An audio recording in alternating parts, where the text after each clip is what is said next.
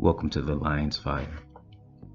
According to a CBN article entitled California Orders Insurance Companies to Pay for Teens to Have Mastectomies for Gender Transition, the California Department of Insurance has directed all insurance companies in the Golden State to pay for the mastectomies of any gender transition patients under the age of 18. Insurance Commissioner Ricardo Lara issued a general counsel opinion letter clarifying that under existing California law, health insurance companies may not deny coverage based solely on a patient's age for female to male patients undergoing, quote, gender affirming, unquote, care for gender dysphoria. Quote, for far too long, individuals diagnosed with gender dysphoria have had to battle a host of challenges to get access to gender-affirming care in order to be their true selves, unquote, Laura said. The department's general counsel opinion letter was released in response to an inquiry from San Diego's Trans Family Support Services regarding several denials of coverage for male chest surgery for patients under 18 years old who are transitioning from female to male. The department determined that denying coverage for mastectomy and the construction of a male chest based solely on age is impermissible. Health insurance companies must consider a patient's specific clinical situation in determining medical necessity. This article goes on to say that California Governor Gavin Newsom, Democrat, signed several new laws supporting the progressive LGBTQ agenda at the taxpayer's expense. Included in these laws was the Transgender Wellness and Equity Fund, AB 2218, using taxpayer dollars to give children treatments and medical procedures that opponents say could negatively impact their health and life.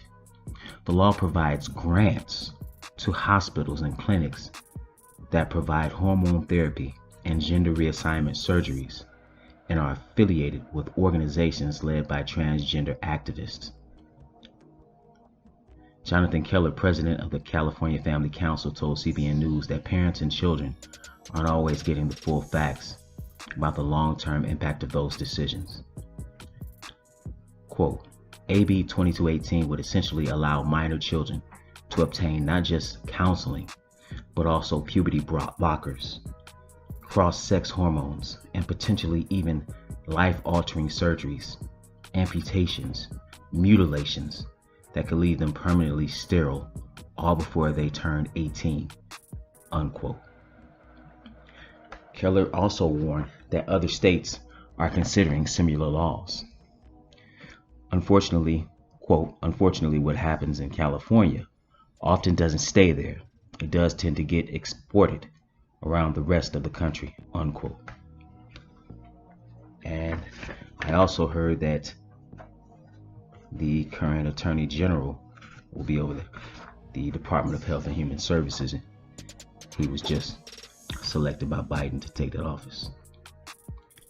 This idea of puberty blockers and gender reassignment surgery, it's not just wrong because there are physical and psychological problems.